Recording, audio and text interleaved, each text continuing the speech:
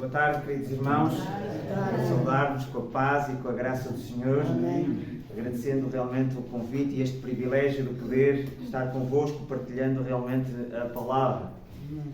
Eu gostaria de abordar um assunto convosco em que pedia realmente que vocês pudessem meditar e serem confrontados com esta mesma palavra, no sentido de poderem identificar o que é para vós o Evangelho. O que é para ti o Evangelho? O que é que eu tenho que fazer para ser salvo? Será que eu verdadeiramente sou salvo? Eu gostaria que pudéssemos meditar e cada um de nós examinarmos a cada um para realmente podermos confrontar com a palavra e verificar se realmente está tudo bem connosco, se há algum ajuste e alguma situação realmente a fazer. Neste sentido, eu desafiava-vos a abrir as vossas Bíblias no Evangelho de Marcos, no capítulo 1, e vamos ler a passagem de 14 a 15. Portanto, Marcos, Evangelho de Marcos, capítulo 1, de 14 a 15. E eu gostaria realmente de falar deste Evangelho do Senhor Jesus Cristo. E digo isto porque, mesmo dentro do movimento evangélico, eu tenho escutado outros evangelhos que não o Evangelho de Jesus.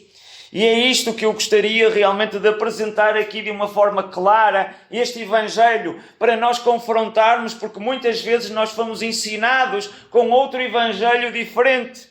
E o Evangelho realmente de Jesus é um Evangelho que transforma quando Cristo é a nossa vida.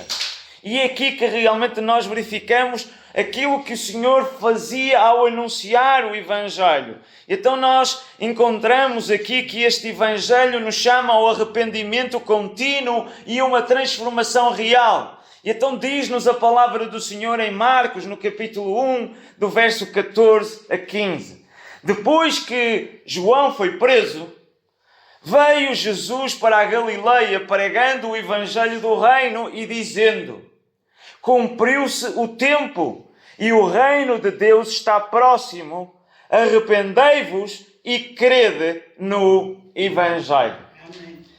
Nós, se analisarmos o contexto na altura, nos tempos de Jesus, muitos esperavam um Messias político.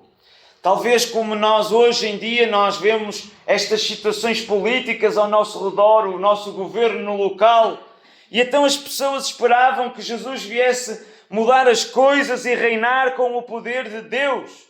E Jesus, porém, veio querer que haja em nós essa mudança e veio pregar um evangelho do arrependimento e transformação interior. Enquanto as pessoas achavam que o mundo devia ser mudado, as instâncias políticas deviam ser mudado e Jesus viesse reinar, Jesus veio dizer: eu quero reinar no interior do vosso coração. E para isso tem que existir arrependimento, tem que existir realmente esta fé, mas tem que ser mudado dentro de cada um de vós. Por isso, desta maneira nós a olharmos, é algo que hoje em dia, esta mudança, não verificamos a acontecer. Mesmo no interior da igreja, nós não vemos mudanças efetivas. Fala-se hoje realmente de um evangelho que convida as pessoas a decidirem e não a morrerem para si mesmas. Nós o que olhamos é que Jesus realmente ensina e diz: arrependei-vos e crede no Evangelho. Arrependei-vos, nós ao olharmos esta parte do grego, metanoia significa uma mudança de mente, uma mudança de direção, não é um remorso, é uma transformação total do coração e da nossa conduta. Quando olhamos crede, pisteio, realmente é uma fé ativa, é uma fé contínua que implica confiança, dependência e obediência. Será que realmente nós como igreja estamos a cumprir isto?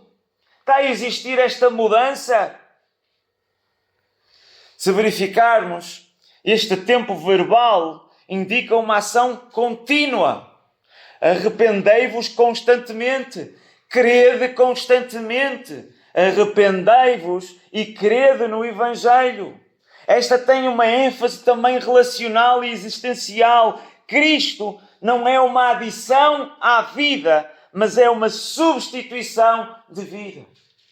Por isso, nos tempos do Novo Testamento, os judeus associavam o arrependimento a atos visíveis, mudanças de comportamento, confissão pública. Era isto que João Batista fazia, um sinal eterno através realmente do batismo, que realmente ele exortava a que as pessoas se arrependessem, que fossem batizados, como um sinal prático da sua decisão, da sua mudança, da sua transformação. Hoje, o arrependimento muitas vezes limita-se a apenas uma oração rápida em que as pessoas fazem. E nesta cultura bíblica, nós vemos que converter-se significa romper radicalmente com o passado, ser uma pessoa diferente, ser uma nova pessoa.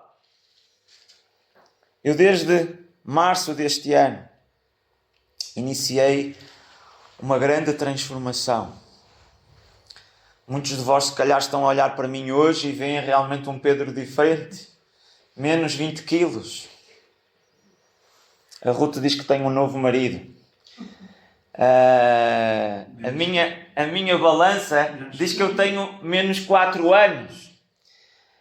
Houve realmente diferenças. Mas isto teve início não só numa oração, não ficou por aí. Não foi uma decisão. Eu tive que pôr em prática e muitas coisas tive que mudar. Começar talvez pelo vestuário, de um XL para um S. Há uma mudança visível. Houve realmente onde eu deixei o conforto e comecei a praticar exercício. Nós na igreja, à segunda-feira à noite, nós reunimos-nos e vamos jogar futebol e vamos correr. Agora podemos estar em casa no conforto, mas houve realmente uma mudança. Eu deixei de comer exageros, mudei realmente de hábitos, não fiquei apenas por uma decisão. Mas estamos a falar nisto numa mudança física. O que Jesus nos está aqui a falar nos desafia a um arrependimento, a uma mudança espiritual, a sermos novas criaturas, a sermos criaturas diferentes. Eu, na minha adolescência, eu não queria vir à igreja. Os meus pais obrigavam-me, eu tinha que ir com eles. Muitas vezes até adormecia. Sabem? Mas o Evangelho transformou-me. Transformou-me de tal forma que eu aos 19 anos passei a ser um missionário. Deixei a minha família, deixei o meu país, os meus amigos, para ir falar do Evangelho a outros. Houve uma mudança, uma transformação naquilo que eu era para aquilo que eu sou. E isto é visível. As pessoas que estiveram comigo notaram essa diferença. Da mesma maneira que muitos agora olham para mim e veem: "Oh Pedro, estás diferente." Jesus quer realmente transformar-te numa nova criatura. Por isso, nós olhamos realmente aqui que o Evangelho não é uma decisão, é uma transformação. Muitos dizem: "Aceitei Jesus", mas Jesus não precisa de ser aceito, precisa ser seguido. O Evangelho muda prioridades, muda atitudes, muda desejos. E o arrependimento deve ser verdadeiro e contínuo. O cristão continua a arrepender-se porque continua a ser moldado. Não ficou apenas porque naquele dia eu arrependi-me. Mas eu ainda estou a arrepender-me no dia de hoje. Arrependei-vos e crede no Evangelho. A fé verdadeira persevera. A fé não é um momento emocional que nós tivemos, mas é uma jornada de fidelidade. Eu gostaria que nós juntos pudéssemos analisar e fazer esta comparação. Porque atualmente muitos que abordam o Evangelho reduzem muitas vezes o Evangelho a 4 perguntas. Atualmente eles fazem uma pergunta às pessoas e dizem: "Olha, tu sabes que és pecador?" Se a pessoa disser que sim, passam à pergunta seguinte: em que dizem, olha, gostarias de ir para o céu? Se a pessoa disser que sim, fazem outra pergunta e que diz, olha, queres orar e pedir a Jesus que entre no teu coração? Se a pessoa disser que sim, eles fazem realmente uma oração e perguntam, olha, fizeste isso com sinceridade? Se a pessoa disser que sim, nós quase que declaramos de uma forma papal que a pessoa nasceu de novo. Queridos irmãos, isto não é o Evangelho. Eu não sei se reconhecem isto, se já escutaram isto, se passaram isto pela prática. Mas o Evangelho de Jesus não entra nesta metodologia de evangelismo que tem feito muito mal. Hoje vemos milhões de pessoas cuja vida nunca foram transformadas, mas acreditam que nasceram de novo, porque reduzimos o Evangelho de Jesus Cristo a uma simples decisão que leva apenas 5 minutos a fazer. Mesmo eu, quando era adolescente, eu pensava, eu não quero nada do Evangelho. Eu, quando for velho, nos finais da minha vida, eu faço esta reza e já estou salvo. A salvação não tem nada a ver com o facto de nós fazermos esta oração. Muitos acham que para ser salvo basta fazerem esta oração. Eu gostava que pudéssemos analisar estas perguntas. Porque quando nós perguntamos, sabes que és um pecador? Se a pessoa diz que sim, o que é que isso significa saber que é pecador? Absolutamente nada. Vai perguntar ao diabo se ele sabe que é pecador. Ele se calhar vai dizer, olha, sim, sou e dos bons. Não é pelo facto do diabo saber que é pecador que realmente o diabo vai ser salvo. A questão não é se sabes que és um pecador, a questão é que desde que tu ouviste o Evangelho, Deus tem trabalhado de tal forma o teu coração que o pecado que antes amava, agora odeias. Esta é a pergunta. Quando perguntam, queres ir para o céu? Queridos irmãos, toda a gente quer ir para o céu. De certa maneira todos vão dizer sim, quero. Mas se calhar não querem que Deus esteja lá quando chegarem. Pois Deus se manifesta e hoje acabamos de escutar. Quando 2 ou 3 se reúnem, o Senhor está no meio. E queremos que o Senhor está aqui conosco. Mas muitos, quando realmente existe uma convocação, não aparecem. Não surgem. Não querem estar com Deus. E depois, quando chegar à altura, vão dizer que querem ir para o céu. Se durante a sua vida não manifestaram interesse de quererem estar com Ele. Por isso, a pergunta não é se querem ir para o céu. A verdadeira pergunta é, enquanto ouviste o Evangelho, o Deus Todo-Poderoso realizou uma obra soberana e sobrenatural no teu coração, de tal maneira que o Deus que antes odiavas e ignoravas, agora desejas e consideras digno acima de todas as coisas. E depois vem a pergunta, gostarias de fazer uma oração e pedir a Jesus que entre no teu coração? Queridos irmãos, é muito difícil nós encontrarmos base bíblica para isto. Não é isto que nós vemos desde o Velho Testamento ao Novo Testamento, à Igreja primitiva. Claro que a Bíblia fala para o recebermos, mas acham sinceramente que quando a Bíblia fala em receber Jesus, se refere a fazermos uma oração, a fazermos uma reza ou a murmurarmos uma pequena fórmula evangélica? É isto que realmente vai salvar a nossa alma? O facto de nós fazermos isto? Quando a Escritura fala que em receber realmente Cristo é através do arrependimento e da fé, não é recebê-lo como um acessório da tua vida, mas recebê-lo como a tua própria essência e sustento da tua vida. Cristo não é apenas algo na tua vida que a torna melhor. Cristo deve ser a tua vida. Por isso, queridos irmãos, se realmente Cristo para ti é algo que diz, olha, eu preciso disto porque preciso de ser abençoado ou abençoada. Eu preciso que Cristo faça um milagre. Eu preciso de Cristo nisto. Enquanto realmente Cristo não for o Senhor da tua vida, não for a tua vida, tu realmente encaras Cristo como um acessório e não entendeste o verdadeiro Evangelho de Jesus. Jesus não disse: o reino de Deus está próximo agora. Quem quer fazer uma oração e pedir-me para entrar no seu coração? Jesus disse: arrependei-vos e crede no Evangelho.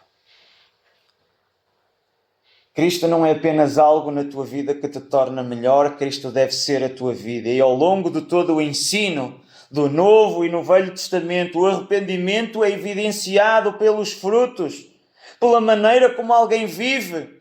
Nós vemos: arrependei-vos e convertei-vos. A mensagem de Jesus era: arrependei-vos, porque está próximo o reino dos céus. Jesus disse: eu vim para chamar os pecadores aqui ao arrependimento.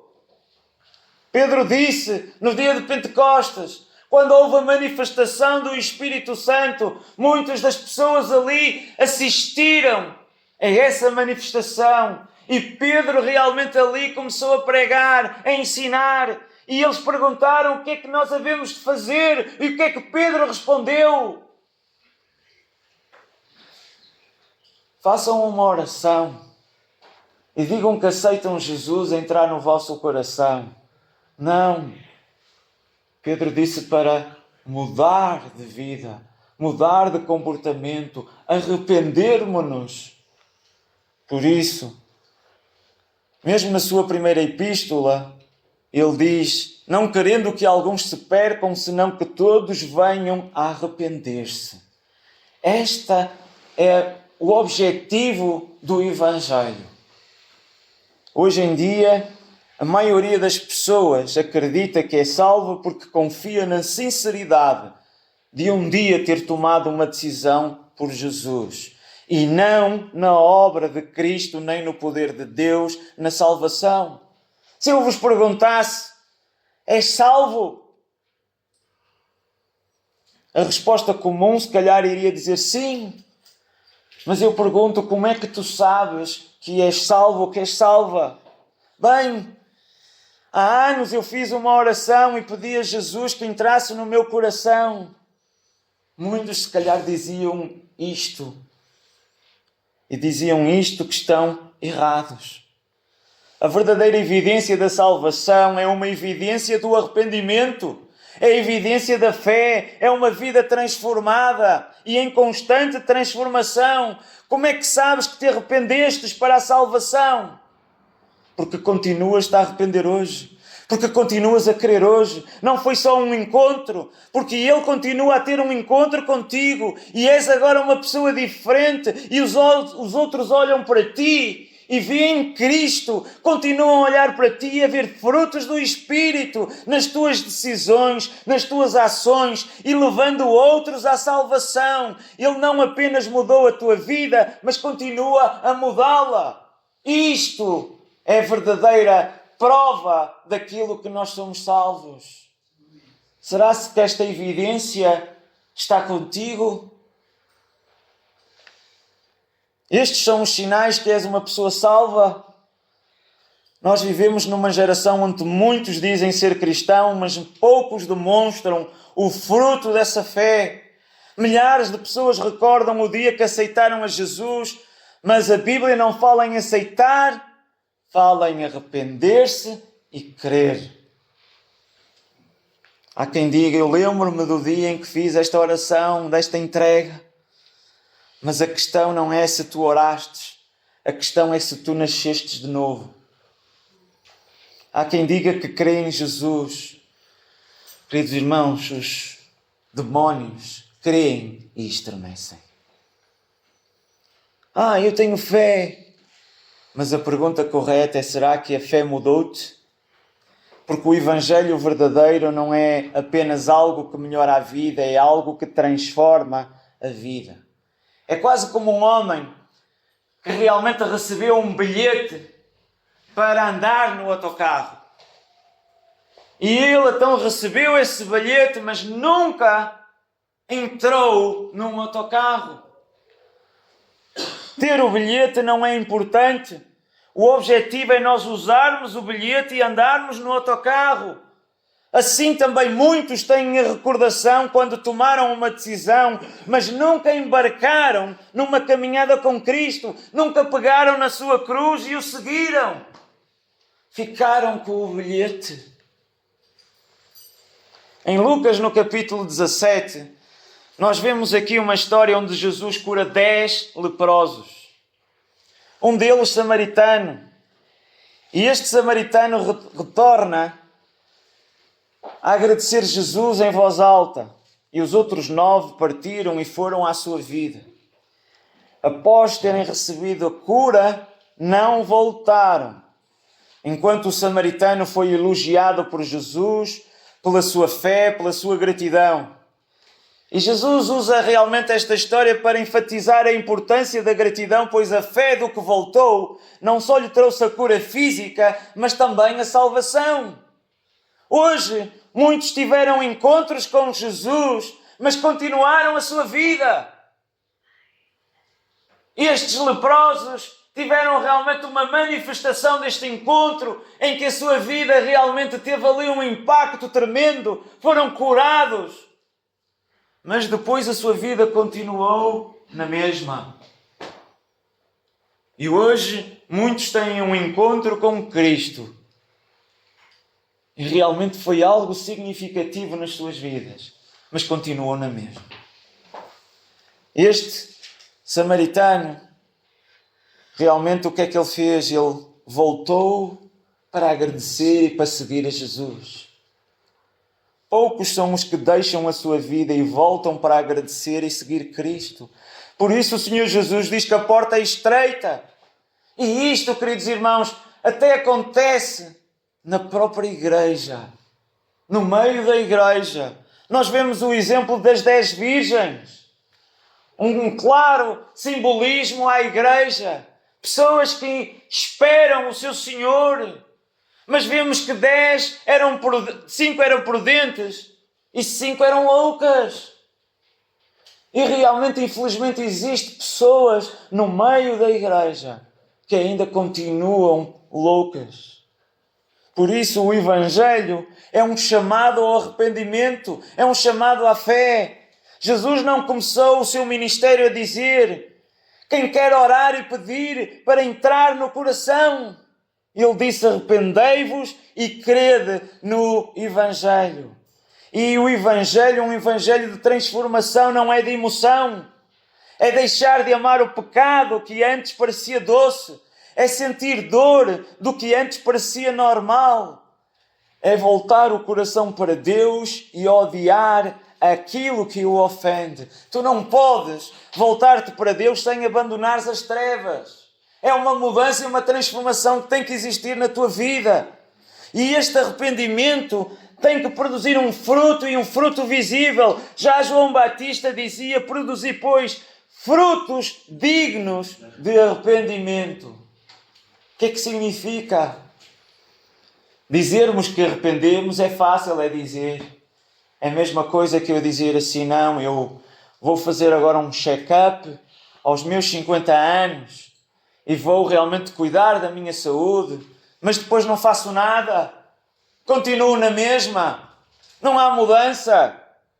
Produzir, pois, frutos dignos de arrependimento. Qual é a prova? Quais são os frutos que realmente cada um de nós demonstra o arrependimento que teve e o arrependimento que continua a ter?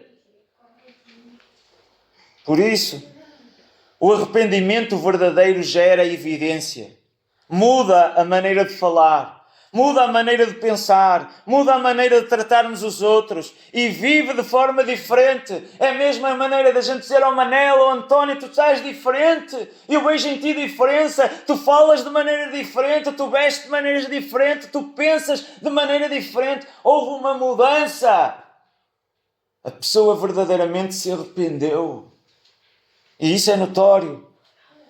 Nós lemos em 2 Coríntios, no capítulo 5, e no verso 17, onde diz: se alguém está em Cristo, reparem, se alguém está em Cristo, pode não estar. Se alguém está em Cristo, sabem o que é realmente notório? É que passa a ser nova criatura. As coisas velhas já passaram e tudo se fez novo. Isto é evidente na tua vida? Será que realmente houve esta mudança? Ou tu continuas na mesma? És a mesma pessoa? O Evangelho não é colocarmos um rótulo, não é nós vestirmos uma camisola, mas é nós termos uma nova natureza. É termos uma transformação. E Jesus disse, pelos seus frutos os conhecereis. Queridos irmãos, onde é que estão os nossos frutos? Sinais do nosso arrependimento. O que é que nós temos feito? Quando nós olhamos para uma árvore, nós pelos frutos conhecemos. Se vimos maçãs, sabemos que é uma macieira. Sabemos que são peras, sabemos que é uma pereira. Pelos frutos conhecemos. Quem olha para nós, que nome é que nos atribui? Se calhar somos como os outros, não há diferença. Da mesma forma que conhecemos e sabemos o nome de uma árvore pelo fruto, realmente nós sabemos pelos nossos frutos, pelos frutos dos nossos irmãos, pelos frutos visíveis, nós reconhecemos se existe transformação. Eu não os conheço a todos, mas o desafio é que cada um verifique se realmente já foi transformado ou não. Se há realmente esta evidência.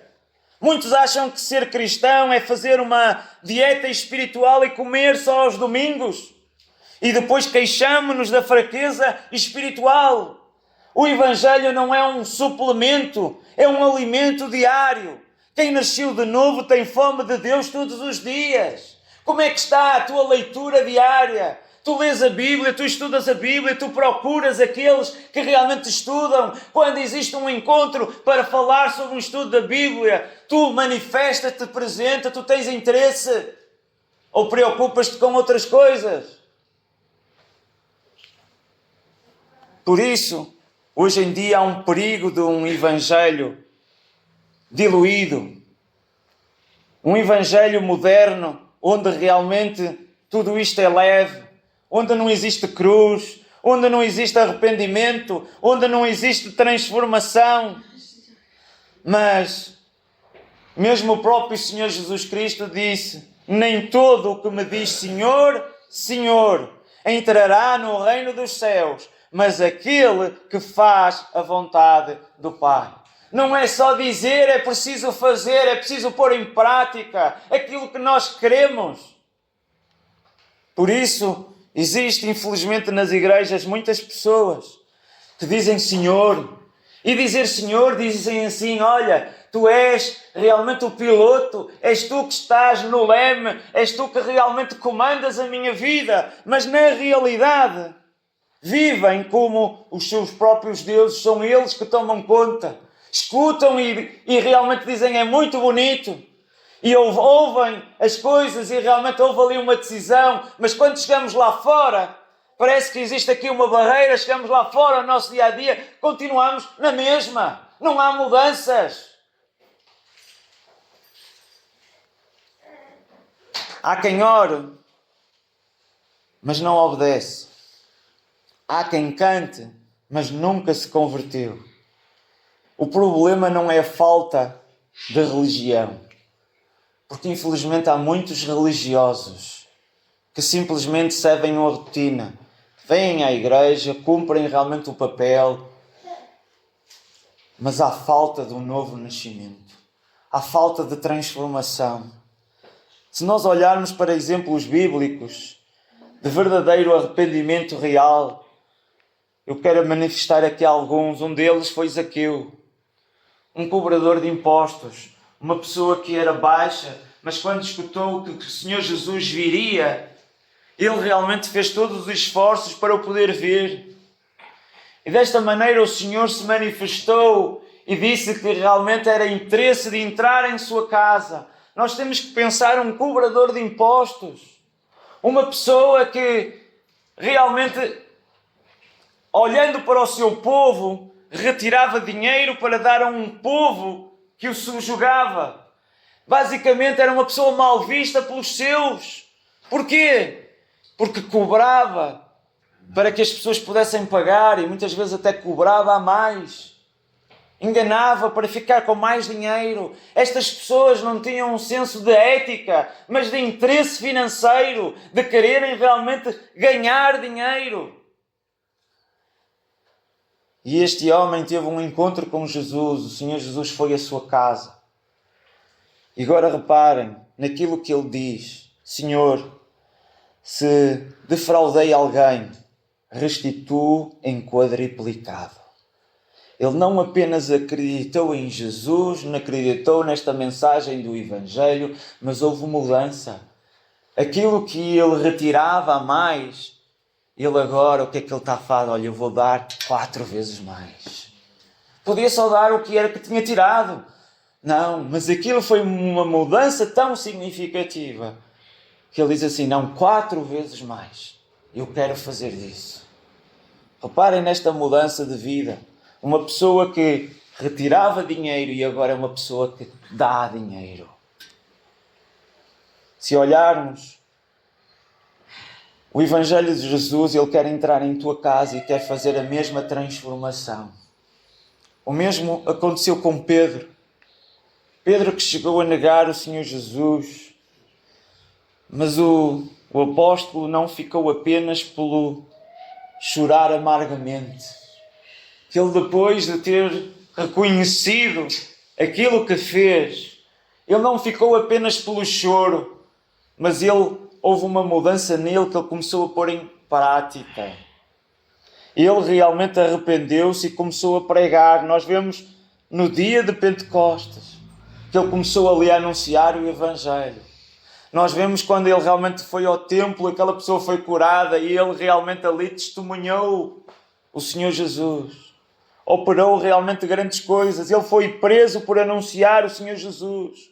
O arrependimento dele foi real e passou a ser uma pessoa cheia do Espírito. Outro grande personagem foi o apóstolo Paulo, que antigamente era Saulo. Era uma pessoa dos principais dos fariseus que perseguia os cristãos. Tinha realmente um lugar muito importante. Mas ele diz, mas o que para mim era ganho, reputei-o de perca para Cristo. Ele abandonou este lugar de prestígio e de perseguidor, passou a ser um pregador. Houve uma transformação radical. Ele perdeu tudo, mas ganhou tudo agora em Cristo. Por isso nós vemos que o Senhor Jesus Cristo diz, aquele que realmente quer ganhar a sua vida, perdê-la-á. Mas aquele que a perder, ganhar-la-á. Por isso, o apóstolo Paulo perdeu aquilo que tinha toda a sua vida, todo o seu estatuto, mas ganhou realmente uma outra vida com Cristo. Nos dias de hoje, muitos são como o camaleão. Não sei se já ouviram falar no cristão camaleão, onde realmente na igreja são cristãos, em casa são discretos, mas no trabalho e na escola são neutros. É como não fossem cristãos. Mas o Evangelho não deve mudar de cor conforme o ambiente. O Evangelho deve mudar o nosso coração. E através dessa mudança nós devemos influenciar o ambiente. Por isso, desta forma, Cristo deve ser a tua vida. Em Gálatas, no capítulo 2, nós vemos uma passagem muito conhecida que o apóstolo Paulo dá este testemunho, em que diz, já estou crucificado com Cristo. E agora reparem, e vivo, não mais eu. Já não é o apóstolo Paulo que vive, agora é Cristo que vive nele. Por isso, realmente Cristo não veio para acrescentar algo à tua vida, veio para ser a tua vida. Ele não é um acessório, é a essência, não faz parte do teu plano, ele deve ser o teu propósito. O Evangelho não é sobre o que tu ganhas, é sobre quem te tornas. E muitos hoje recebem este Evangelho por ser um Evangelho no sentido de quererem ser abençoados, quererem ter a sua vida próspera, quererem realmente é melhor com Jesus do que sem Jesus, porque é um benefício para a minha vida. Mas o Evangelho não se traduz a isto. O Evangelho é sobre quem te tornas e tu tens que te tornar como Cristo. Desta forma, queridos irmãos, que possa existir em cada um de nós aqui um arrependimento verdadeiro e contínuo. Quem nasceu de novo continua a arrepender-se. A fé viva é progressiva. E quem crê continua a crer, mesmo quando é difícil. Nós vemos na carta, as 7 cartas às 7 igrejas no Apocalipse.